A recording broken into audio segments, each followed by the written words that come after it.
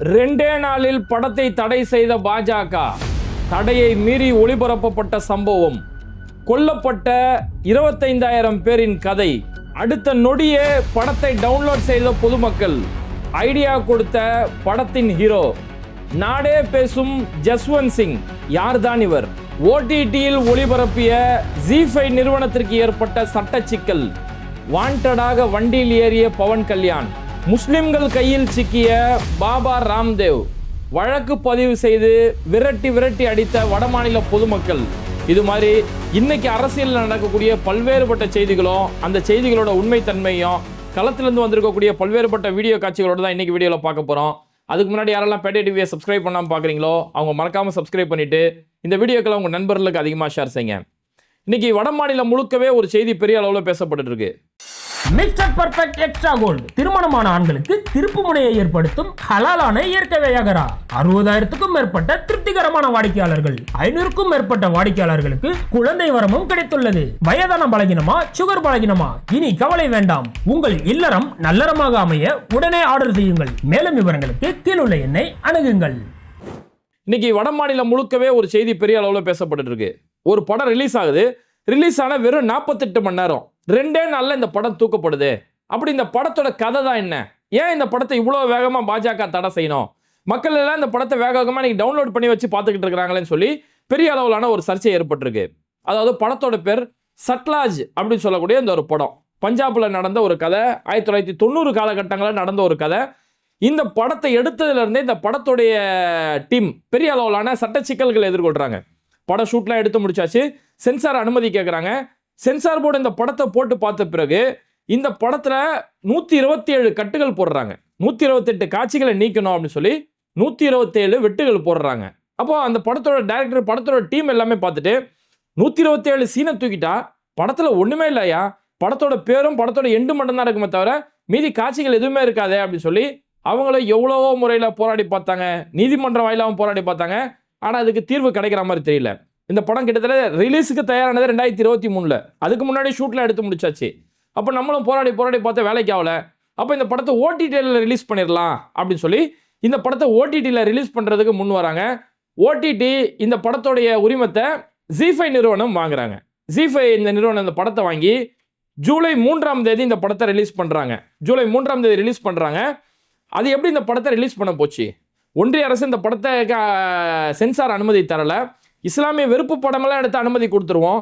ஆனால் இது மாதிரியான பாதிக்கப்பட்ட மக்களுடைய கதையை சொன்னாலும் நாங்கள் அனுமதியெல்லாம் கொடுக்க மாட்டோம். அப்போ இந்த படத்தை நீ எப்படி ரிலீஸ் பண்ண போச்சு அப்படின்னு சொல்லி இந்த படத்தை தடை செய்யறதுக்கான வேலைகள் பரபரப்பாக நடக்கிற நேரத்திலே படத்தோட ஹீரோ ஒரு வீடியோ ஒன்று பப்ளிஷ் பண்ணுறாரு. ஆக்சுவலாக படத்தோடைய ஹீரோ தில்ஜித் சிங். இவர் இந்த படம் ரிலீஸ் ஆக போகுது, ஓடிடியில் ரிலீஸ் ஆக போகுதுன்னு தெரிஞ்ச உடனே அவர் ஃபஸ்ட்டே ஒரு வீடியோ போடுறாரு. படம் ரிலீஸ் ஆக போகுது, ZEE5ல ரிலீஸ் ஆக போகுது, இந்த படம் தடை செய்யறதுக்கு கூட வாய்ப்பு இருக்கு, திரும்பவும் தடை செய்யறதுக்கு வாய்ப்பு இருக்கு அப்படின்னு. அதுக்கப்புறம் படம் ரிலீஸ் ஆன பிறகு இந்த சர்ச்சை பெரிய ஆகுது. சென்சார் அனுமதி கொடுக்கலையே, எப்படி ZEE5 எப்படி இந்த படத்தை போட போச்சு அப்படின்னு சொல்லி இந்த சர்ச்சை பெரிய அளவில் ஆகும்போது தில்ஜித் 2வது வீடியோ போடுறாரு. படத்தோட ஹீரோ செகண்ட் வீடியோ ஒன்று வெளியிட்டு இந்த படத்தை யாரெல்லாம் இன்னும் பார்க்கலையோ சீக்கிரம் டவுன்லோட் பண்ணி வச்சிருங்க, இந்த படத்தை எப்படி இருந்தாலும் தூக்கிடுவாங்க. ஒட்டுமொத்தத்தில் இந்த படத்தோட டீமோட நோக்கம் என்னன்னா, இந்த கதை மக்கள்கிட்ட போய் சேரணும், இந்த கதை மக்கள்கிட்ட போய் சேரணும். 25,000 பேர் கொல்லப்பட்டாங்க இல்லையா, ஜஸ்வந்த் சிங் அநியாயமாக கொல்லப்பட்டார் இல்லையா, அந்த கதை மக்கள்கிட்ட போய் சேரணும் அப்படிங்கிறதுக்காக இந்த படத்தை யாரெல்லாம் பார்க்கலையோ, யாரெல்லாம் இது வரைக்கும் பார்த்தீங்களோ சீக்கிரம் டவுன்லோட் பண்ணி வச்சிருங்க. ஏன்னா சீக்கிரம் எப்போனாலும் இந்த படத்தை தூக்குறதுக்கான வாய்ப்புகள் இருக்கு அப்படின்னோடனே இந்த பிரச்சனை அடுத்தடுத்த கட்டத்தில் பெருசாக போகுது. பாஜகவுடைய பல அமைச்சர்கள், அதே சீக்கிய சமூகத்தை சேர்ந்த பல அமைச்சர்கள் அவருடைய ஹீரோவை எதிர்க்கிறாங்க. ஒரு ஹீரோ எப்படி இந்த படத்தை டவுன்லோட் பண்ணி வைக்க சொல்லலாம், நீங்கள் இது மாதிரி பைரசி ஆதரிக்கிறீங்களா, அதாவது இந்த தமிழ் ராக்கர்ஸ் மாதிரியான வெப்சைட்லாம் இருக்கு இல்லையா, இது மாதிரியான பைரசி ஆதரிக்கிறீங்களா அப்படின்னு சொல்லி அவருக்கு ஹீரோவை எதிர்க்க ஆரம்பிக்கிறாங்க. அப்புறம் பல பேர் இந்த படத்தை டவுன்லோட் பண்ணுற நேரத்திலேயே படம் திடீர்னு தடை செய்யப்படுது. ஜூலை 3 ரிலீஸு, ஜூலை 5 படம் தடை செய்யப்படுது. ZEE5 நிறுவனத்துலேருந்து ஓடிடியிலேருந்து படம் தூக்கப்படுது. பொதுவாகவே நமக்கு தெரியும், தேட்டரில் படம் நம்ம பார்க்கும்போது அதில் கெட்ட வார்த்தைகள் வரும்போதோ ரத்த காட்சிகள் வரும்போதோ எல்லாம் தேட்டரில் இருக்காது. ஆனால் ஓடிடியில் நீங்கள் பார்க்கும்போது பார்த்தீங்கன்னா, இப்போ வெப் சீரிஸ்லாம் நம்ம ஓடிடியில் பார்த்தோம்னா கெட்ட வார்த்தையை பயன்படுத்த அந்த வார்த்தையை அப்படியே வச்சிருவாங்க, கட் பண்ண மாட்டாங்க, மியூட் பண்ண மாட்டாங்க. அப்போ அந்த ஓடிடியில் இருந்து இந்த படத்தை தூக்குறாங்களே, அப்போ என்னதான் படம் சொல்லி மக்கள் மத்தியில் பெரிய ஒரு ஈர்ப்பு, ஒரு ஆர்வம் ஏற்பட்டது. அப்புறம் இந்த படம் பஞ்சாபை மையமாக வச்சிருக்க கதை. அப்போ பஞ்சாப் மாநிலத்தில் இந்த படம் பல இடங்கள்ல, குறிப்பாக குருத்வாராக்கள்ல, சீக்கியர்கள் அவங்க வழிபாடு தலங்கள் இருக்கும் இல்லையா, அந்த குருத்வாராக்கள்ல இந்த படம் ஒளிபரப்பப்படுது. பெரிய ஸ்கிரீன் போட்டு ஊர் மக்கள் எல்லாத்தையும் வர வச்சு அந்த படத்தை பார்க்க வச்சு படம் பெரிய அளவிலான வரவேற்பு பெறுது. பஞ்சாப்ல, ஜம்மு பகுதியில் பல இடங்கள்ல இந்த படம் பல இடங்கள்ல ஒளிபரப்பாகுது. இப்படி தடை செய்யப்பட்ட ஒரு படத்தை யாருமே பார்க்கக்கூடாதுன்னு சொல்லி இன்னும் பெரிய அளவிலான எதிர்ப்பு. ஓகே, இவ்வளோ பெரிய பிரச்சனை, இன்னைக்கு நாடே இந்த படத்தை பற்றி பேசிக்கிட்டு இருக்கு. அப்படி இந்த படத்தோட கதை தான் என்ன, எதை தான் இந்த சட்லாஜ் அப்படின்னு சொல்லக்கூடிய இந்த படம் எதை தான் பேசுது அப்படின்னா, ஆக்சுவலாக இந்த படத்துக்கு இவங்க ஃபர்ஸ்ட் வச்ச பேர் கல்லுகாரா அப்படின்ற பேர் தான் அவங்க ஃபர்ஸ்ட் வச்சாங்க. கல்லுகாரா அப்படின்னு சொல்லி பேர் வச்சாங்க. அதுக்கு பிறகு அந்த பேருக்கும் ஒரு தடை ஏற்பட்டுச்சு அப்படின்னு பஞ்சாப் 95, அதாவது 1995 நடந்த கதை, அதனால பஞ்சாப் 95 அப்படின்னு சொல்லி பேர் வைக்கிறாங்க. அந்த பேரையும் வைக்கக்கூடாது அப்படின்னு சொன்னாங்க. அதுக்கப்புறம் வேற வழி இல்லாமல் தான் இந்த சட்லாஜ் அப்படின்ற பேர். இந்த சட்லாஜ் அப்படின்றதுமே படத்தோட கதைக்கு ஒரு தொடர்பு இருக்கு. ஆக்சுவலாக கதை என்ன அப்படின்னா, அதாவது பஞ்சாப் மாநிலங்களை 1984 இருந்து 94 வரைக்கும் நடக்கக்கூடிய கதை தான் இந்த கதை. அந்த காலகட்டத்தில் அன்னைக்கு ஒன்றிய அரசு இந்திரா காந்தியோட கவர்மெண்ட்ல அன்னைக்கு என்ன செய்றாங்கன்னா, போலீஸுக்கு வானளாவிய அதிகாரம் கொடுத்துட்றாங்க. குறிப்பா அன்னைக்கு அங்க டிஜிபி பொறுப்புல வந்திருந்த ஒரு டிஜிபி கேபிஎஸ் கில்னு சொல்லக்கூடிய ஒருத்தர், அவருக்கு ஒரு முழு பவர் கொடுக்கப்பட்டு போலீஸ் ஒரு வன்முறை வெறியாட்டம் ஆடுறாங்க. யாரெல்லாம் சந்தேகம் வருதோ, யார் மேலாம் டவுட் இருக்கோ எல்லாரையும் தூக்கு, எல்லாரையும் கொல்லு, அடிச்சு சித்திரவதை செய்யுன்னு சொல்லி பெரிய அளவிலான வன்முறை ஆட்டம் ஆடப்பட்டது. நம்ம விடுதலை படம் பார்த்தோம். விடுதலை பகுதியில் அந்த காட்டு பகுதியில் வாழக்கூடிய மக்களை போலீஸ் விசாரணை என்ற பேர்ல வாத்தியாரை தேடுறோம் அப்படின்ற பேர்ல கூட்டு போய் சித்திரவதை செய்வாங்க இல்லையா, அதெல்லாம் ஒண்ணுமே இல்லைன்ற அளவுக்கு இருக்கும் இந்த கதை. ஏன்னா உண்மையாவே நடந்த கதை. இந்த படத்தோட ட்ரெய்லர்ல போடும் போதே இன்ஸ்பயர்ட் பை ட்ரூ ஈவெண்ட் தான் போடுறாங்க. இது உண்மையாவே நடந்த கதையை இன்ஸ்பயர் பண்ணி எடுக்கப்பட்ட ஒரு படம் அப்படின்னு சொல்லி. அதாவது பிரச்சனை எங்க இருந்ததுன்னா, இந்த 1980 காலகட்டங்களில் பஞ்சாப்ல சில வன்முறை குழுக்கள் உருவாகிறாங்க. அதாவது தனி நாடு கேட்டு, தனி காலிஸ்தான் கேட்டு அந்த சில குழுக்கள் உருவாகிறாங்க. கொஞ்சம் நல்லா பார்க்கணும். இங்க நம்ம தமிழ்நாட்டில் அறிஞர் அண்ணாவும் தனி தமிழ்நாடு கோரிக்கை தான் முன் வச்சாரு. ஆனா அந்த கோரிக்கை என்னைக்குமே வன்முறையின் பக்கம் போனதில்லை. அதுக்கு பிறகு அந்த தனி தமிழ்நாடுங்கிறது ஒரு ஆக்கப்பூர்வமான அரசியலுக்கு சரிப்படாது அப்படிங்கிறதால அந்த கோரிக்கையை முன் வச்சுட்டு மாநில சுயாட்சி நோக்கி அறிஞர் அண்ணா நகர்ந்தாரு, கலைஞர் திமுக அதை நோக்கி நகர்ந்தாங்க. ஆனா இந்த பஞ்சாபை பொறுத்த வரைக்கும் அவங்க காலிஸ்தான் தனி நாடு வேணும் அப்படின்ற ஒரு கோரிக்கை வச்சது மட்டும் இல்லாம அதை சில நேரங்களில் வன்முறையின் பக்கமும் கொண்டு போனாங்க. ஆயுதம் ஏந்திய போராட்டம், யாரெல்லாம் இவங்களுடைய தனி நாடு தனி காலிஸ்தானுக்கு எதிராக யாராவது குரல் கொடுத்தாங்கன்னா அவங்களாம் சாவடிக்கிறது, யாராவது பத்திரிகையில் எழுதுனா அந்த பத்திரிகையாளர்களை கொலை செய்யறது, காவல்துறை அதிகாரிகள் யாரும் இவங்க மேலே நடவடிக்கை எடுத்தா அந்த நடவடிக்கை எடுக்கக்கூடிய காவல்துறை அதிகாரிகளை கொல்றது, ஒரு கட்டத்தில் மாநில முதலமைச்சரே கொல்லக்கூடிய சம்பவம் நடந்தது. பஞ்சாப்ல முதலமைச்சர் பியான் சிங் சொல்லக்கூடிய பஞ்சாப் முதலமைச்சர், அவர் இந்த குழுக்களை அடக்கிறாருன்னு அவரே கொல்லக்கூடிய ஒரு நிகழ்வுலாம் நடந்துட்டு இருந்துச்சு. அப்போ இந்த மாதிரியான பிரச்சனைகள் நடந்துருக்கக்கூடிய நேரத்தில் அன்னைக்கு இந்திரா காந்தி கவர்மெண்ட் என்ன செய்றாங்க, இப்படி ஆயுதம் ஏந்திய ஒரு குழு பெரிய அளவில் பண்ணிட்டு இருக்கு, அப்போ இவங்களை அடக்கி ஒடுக்கணும் அப்படிங்கிறதுக்காக இந்திரா காந்தி கவர்மெண்ட் என்ன செய்றாங்க, ஆபரேஷன் ப்ளூ ஸ்டார் அப்படின்னு சொல்லி ஒரு டீம் இறக்குறாங்க. அதுதான் இந்த டிஎஸ்பியோட தலைமையில், அந்த டிஎஸ்பி கில் அவருடைய தலைமையில் அந்த போலீஸுக்கு முழு பவர் கொடுக்கப்படுது. அவங்க இறங்கி கண்ணில் பார்க்குறவங்களாம் சுடுறாங்க, கண்ணில் பார்க்குறவங்களாம் அடித்து சாவடிக்கிறாங்க. இது மாதிரியான நிலைமைகளானது அங்கே பொதுமக்கள் பெரிய அளவில் பாதிக்கப்படுது. ஒரு குற்ற செயல், ஒரு தீவிரவாத செயலோ, ஒரு வன்முறை செயலோ யாரை செஞ்சாங்கன்னா அவங்கள கொல்றதோ, அவங்கள அடிக்கிறதோ, சிறை வைக்கப்படுறதோ அது ஓகே. ஆனால் அப்பாவி பொதுமக்கள் மேலே தாக்குதல் நடத்துறது பெரிய அராஜகம் இல்லையா? அந்த காரியத்தில் அன்னைக்கு பஞ்சாப் காவல்துறை அன்னைக்கு இருந்த பாதுகாப்பு படையினர் பெரிய ஒரு அட்டூழியத்தில் ஈடுபட்டாங்க. அதை தான் இந்த படம் பேசுது. ஆக்சுவலாக அந்த காவல்துறையோட ஒடுக்குமுறை எந்த அளவுக்கு போச்சுன்னா, 1984 இந்திரா காந்தியோட மரணத்துக்கு இதான முக்கிய காரணமாக அமைஞ்சது. ஏன்னா அந்த ஆயுதம் ஏந்திய குழுக்கள் அவங்க என்ன செஞ்சுறாங்க, அமிர்தசரஸ் சீக்கியர்களோட பொற்கோயில் இருக்கு இல்லையா, அமிர்தசரஸ் உள்ளேயே இருக்கிறாங்க, அங்கே தங்களோட ஆயுதங்களை அங்கே சேகரித்து வச்சிருக்காங்கன்னு சொல்லி ஒரு குற்றச்சாட்டு. அப்போ இவங்களை பிடிக்கணும்னு போகும்போது அவங்க ஆயுதங்களோட கோயிலுக்குள்ளே போய் ஒளிஞ்சிடுறாங்க. அப்போ அவங்கள பிடிக்கணும் போது ஆபரேஷன் ப்ளூ ஸ்டார் இந்த போலீஸ் டீம் உள்ளே போகிறாங்க. உள்ளே போகும்போது அவங்க கோயிலுக்குள்ளே இருக்கிறாங்க. அப்போ இந்த ஒரு பக்கம் போலீஸ், இன்னொரு பக்கம் அந்த ஆயுதம் ஏந்திய குழு, இவங்க ரெண்டு பேருக்கு மத்தியில் ஒரு போராட்டம், ஒரு பெரிய ஒரு போரே நடக்குது. இந்த போர் நடக்கும்போது இங்கே போலீஸோட தரப்புலேருந்து மிலிட்டரியோட தரப்புலேருந்து ஒரு கட்டத்தில் டேங்கர்லாம் கொண்டு வந்துட்டாங்க. டேங்கை கொண்டு வந்து தாக்குதல் நடத்தும் போது அன்னைக்கு சீக்கியர்களோட அந்த கோயிலில் ஒரு முக்கியமான கட்டடம், அந்த கட்டடத்திய பேர் அகால் தக் அப்படின்னு சொல்லக்கூடிய ஒரு கட்டடம். அதில் தான் அவங்கள அரசியல் சார்ந்த விஷயங்கள் பேசுகிற இடம். அந்த கட்டடம் சுக்குநூறாக இடித்து நகர்த்தப்படுது. ஏவுகணை தாக்குதல் நடத்தப்படுது, சுக்குநூறாக நடத்தப்படுது. பொற்கோவிலையுமே பல இடங்களில் குண்டுகள் பட்டுறது, பொற்கோவிலே பல இடங்களில் குண்டுகள் பட்டுறது. அப்புறம் இந்த பெரிய அளவிலான ரெண்டு பேருக்கு மத்தியில் இந்த மோதல் ஏற்பட்டு கிட்டத்தட்ட அரசு கணக்கீடின்படி 492 பேர் கொல்லப்படுறாங்க. யாரெல்லாம் அந்த ஆயுத குழுக்கான தலைவர்களாவோ பொறுப்பாளர்களாக இருந்தாங்களோ அவங்க எல்லாருமே அதில் கொல்லப்படுறாங்க. கிட்டத்தட்ட 492 பேர் கொல்லப்படுறதா சொல்லப்படுறது. ஆனால் சில தனியார் அமைப்புகள் சொல்ற கருத்து என்னன்னா 1000க்கும் மேற்பட்டவர் கொல்லப்பட்டாங்க. அன்னைக்கு சீக்கிய கோயிலில் சில முக்கியமான மதம் சார்ந்த சடங்கு நடக்கிற நாள். அதனால பொதுமக்களுமே நிறைய பேர் உள்ள இருந்தாங்க. அந்த ஆயுத குழுவை கொல்றன்ற பேர்ல பொதுமக்களையும் சேர்த்து கொண்டுட்டாங்க. 1000க்கும் மேற்பட்டவர் கொல்லப்பட்டதா சொல்லப்படும்.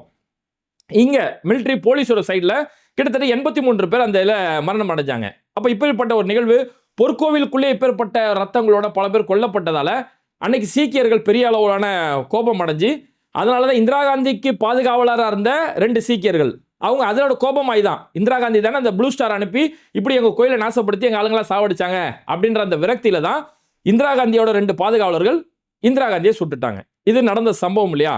அப்ப இந்த நிகழ்வை வச்சு சீக்கியர்கள் மேல அதுக்கடுத்து நாடு முழுக்க பெரிய அளவான தாக்குதல் நடந்தது. பல சீக்கியர்கள் கொல்லப்பட்டாங்க. யாரோ வன்முறை செஞ்சதுக்கு அப்பாவி மக்கள் கொல்லப்பட்டாங்க இல்லையா? இந்த நேரத்தில் அந்த ஒட்டு மொத்தத்தை அந்த ஆபரேஷன் ப்ளூ ஸ்டார், இந்த போலீஸோட அடக்குமுறை ஒடுக்குமுறை இதை வச்சு அப்பாவி பொதுமக்கள் மேல ஏவப்பட்டது. அப்பாவி பொதுமக்கள் ரொம்ப பெரிய அளவில் சித்திரவதை செய்யப்பட்டாங்க. அப்போதான் 1994 காலகட்டத்தில் அன்னைக்கு ஜஸ்வந்த் சிங் சொல்லக்கூடிய ஒரு சோஷியல் ஆக்டிவிட்டிஸ், ஒரு மனித உரிமை ஆர்வலர், அவர் அந்த களத்தில் இறங்கி ஆக்சுவலாக ஒரு பேங்க்ல ஒர்க் பண்றவர், ஒரு கூட்டுறவு வங்கியில் ஒர்க் பண்றாரு. அப்போ அவர் என்ன செய்யறாரு, சில விஷயங்களை கண்டுபிடிக்கிறாரு. பல சீக்கியர்கள் அநியாயமாக கொல்லப்படுறாங்க, சீக்கியர்ன்ற ஒரு காரணத்துக்காகவே கொல்லப்படுறாங்க, சீக்கிய இளைஞர்கள், அவங்கள இருக்கக்கூடிய அப்பாவி பொதுமக்கள், பெண்கள் எல்லாருமே கொல்லப்பட்டு இருக்காங்கன்ற கண்டுபிடிக்கிறாரு.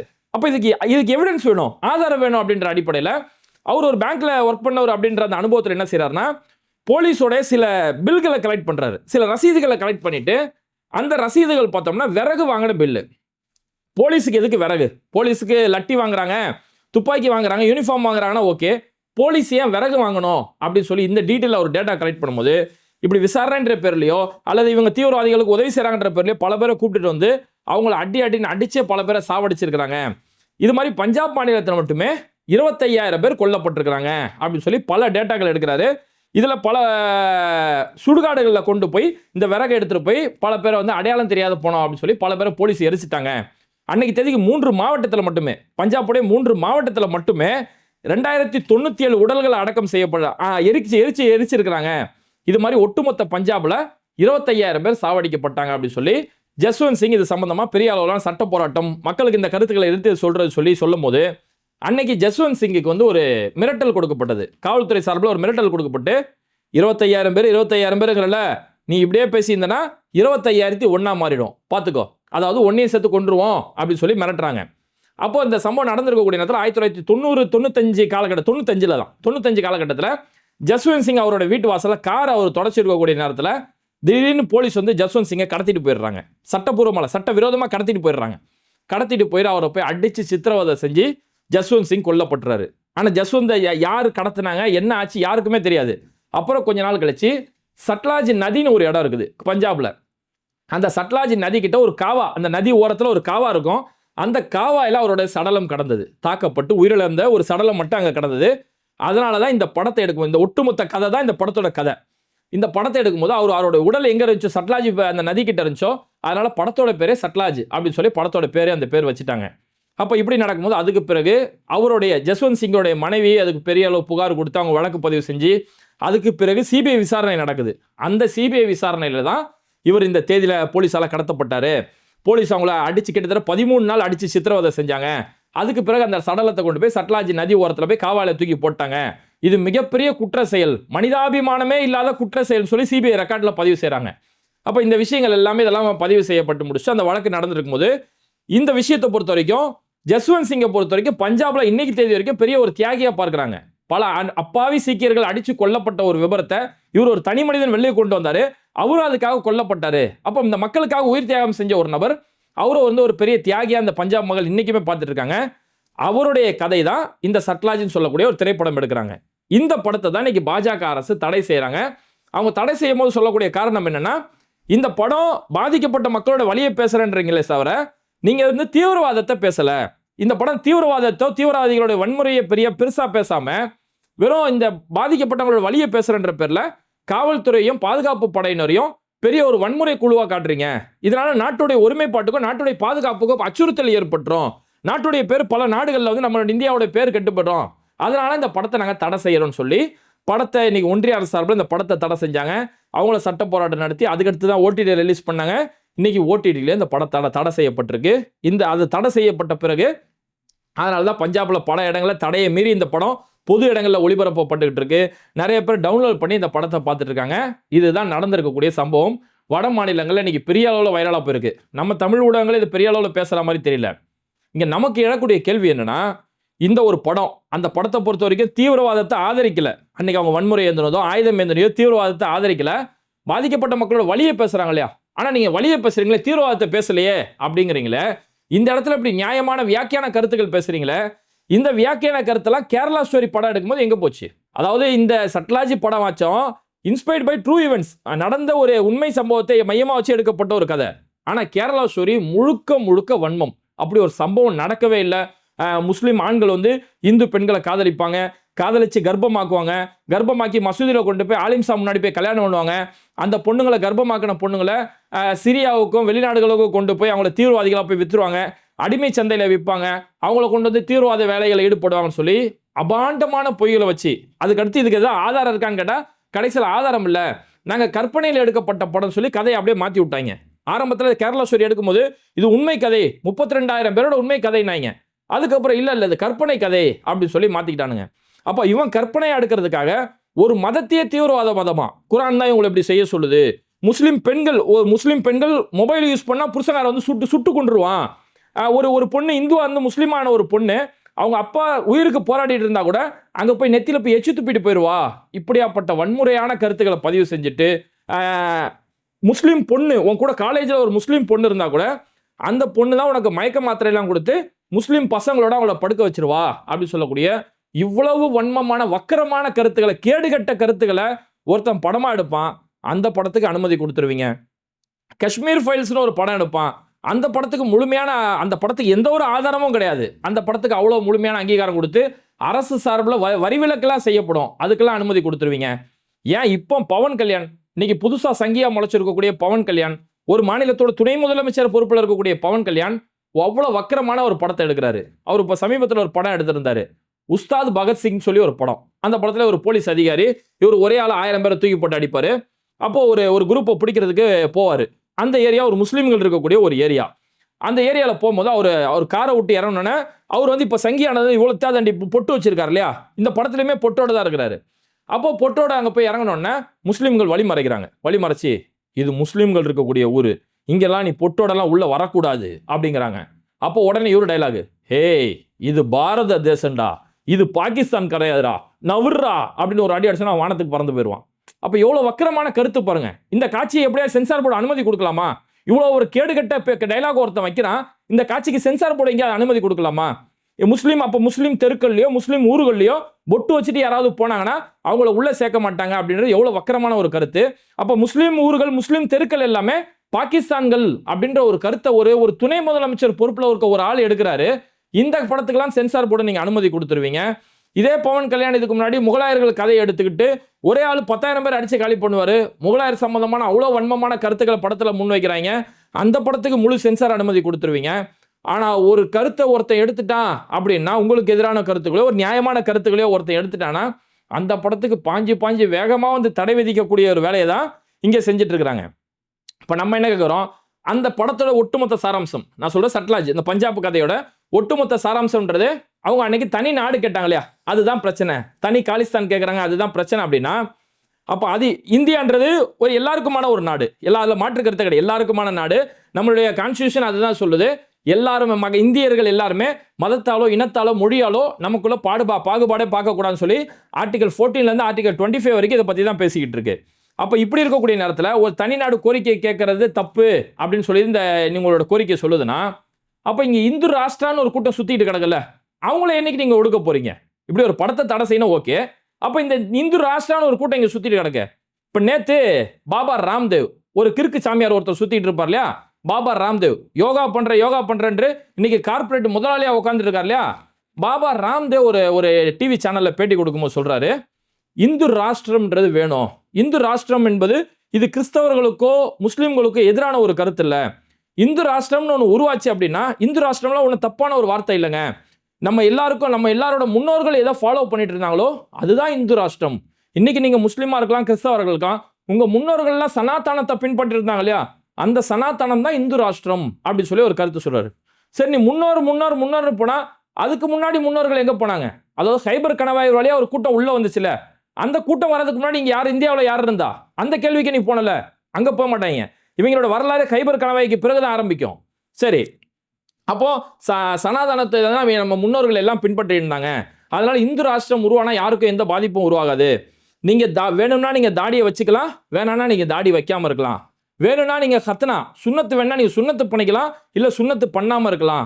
எப்படினாலும் உங்க மன விருப்பப்படி ஆனா நீங்க வாழ்ந்துக்கலாம். ஆனா உங்களுடைய குணத்தை மட்டும் உங்க முன்னோர்கள் எதை பின்பற்றினாங்களோ அதை நீங்க வச்சுக்கணும். என்ன சொல்ல வராரு? சுத்தி முளைச்சு என்ன சொல்ல வராருன்னா, நீங்க வந்து தாடி வச்சாலும் வச்சுக்கோ, தாடி வைக்கலாம் வச்சுக்கோ, சுண்ணத்து பண்ணா பண்ணிக்கோ, பண்ணாம இருந்துக்கோ. ஆனா நீ வழிபாடு செய்யறது இந்து மதத்தை தான் நீ பின்பற்றணும். நீ ஒரு இந்து அப்படின்றத நீ அடையாளப்படுத்தணும் அப்படின்னு சொல்ல வராரு. அந்த இந்து ராஷ்டிரா உருவானா இங்க இருக்கக்கூடிய முஸ்லிம்களுக்கோ கிறிஸ்தவர்களுக்கோ எந்த ஒரு அச்சுறுத்தலும் இருக்காது அப்படின்னு சொல்லி இந்து ராஷ்டிரம் உருவாகணும் அப்படின்ற ஒரு கருத்தை இங்க சொல்றாரு. ஏன்னா இந்த பாபா ராம்தேவை பொறுத்த வரைக்கும் இது மாதிரியான சங்கி கருத்துக்களை பேசுறதெல்லாம் ஃபர்ஸ்ட் டைம்ல ஒன்றும் கிடையாது. இப்ப சமீபத்தில் 2023 கூட ஒரு கருத்தை பேசினாரு. முஸ்லிம்கள் வந்து அவங்க தொழுகைக்கு எவ்வளவு முக்கியத்துவம் கொடுப்பாங்களோ, எவ்வளவு முக்கியமா தொழுவாங்களோ, அந்த மாதிரி இந்து பெண்களை கடத்துறதுக்கும் முக்கியத்துவம் கொடுப்பாங்க அப்படின்னு ஒரு அபாண்டமான ஒரு கருத்தை ராஜஸ்தான்ல போய் இந்த கருத்தை போய் பேசினாரு. முஸ்லிம்கள் பேணுதான் 5 நாள் 5 வேளை தொழுவாங்க. அவங்க தொழுகைக்கு எவ்வளவு முக்கியத்துவம் கொடுக்குறாங்களோ, இந்து பெண்களை கடத்துறதுலையும் கடத்தி அவங்கள இஸ்லாமியர்களை மதமாற்றம் பண்றதுலையும் அவங்க முக்கியத்துவம் கொடுப்பாங்க. இதெல்லாம் ஒரு பெரிய பாவமாவே கருத மாட்டாங்க அப்படின்னு சொல்லி ஒரு கேடுகட்ட கருத்து பேசின ஒரு சாமியார் தான் இந்த பாபா ராம்தேவ். அதே மாதிரி கிறிஸ்தவர்கள் அவங்க வந்து தங்களுடைய பாவங்கள் எல்லாம் மெழுகுவத்தி ஏத்துறா, எங்களுடைய பாவங்கள்லாம் கழிஞ்சு போயிடும் அப்படின்னு சொல்லி அவங்க மெழுகுவத்தி ஏத்துறாங்க. அதாவது நீ என்ன வேணாலும் பாவம் செஞ்சுக்கோ, ஒரு மெழுகுவத்தி ஏத்துறா சரியா போச்சுன்னு அவங்க நினைச்சு எல்லா பாவங்களும் செய்யறாங்களாம். இப்படியாப்பட்ட சங்கி கருத்துக்களை பேசின ஒரு நபர் தான் பாபா ராம்தேவ். ஏன்னா இவர் இன்னைக்கு ஒரு பிசினஸ் மேன், அவருடைய பிசினஸ்க்காக என்ன வேணாலும் பேசிக்கிட்டு இருப்பாரு. இன்னைக்கு அவர் மதத்தை வச்சு பண்றது ஒரு பக்கம் பிசினஸ் தான், தனிப்பட்ட முறையில் அவர் இந்த பதாஞ்சலின்னு ஒன்று பண்ணிக்கிட்டு இருப்பாரு. பதாஞ்சலிக்காக என்ன செஞ்சாரு, இங்க ஆங்கில மருத்துவம் அலோபதி ட்ரீட்மெண்ட் எல்லாமே இதெல்லாமே ஏமாத்து வேலை, அது ஒரு ஃபோர்ஜரி பிசினஸ் அப்படின்னு சொல்லி ஒரு கருத்து பேசினாரு.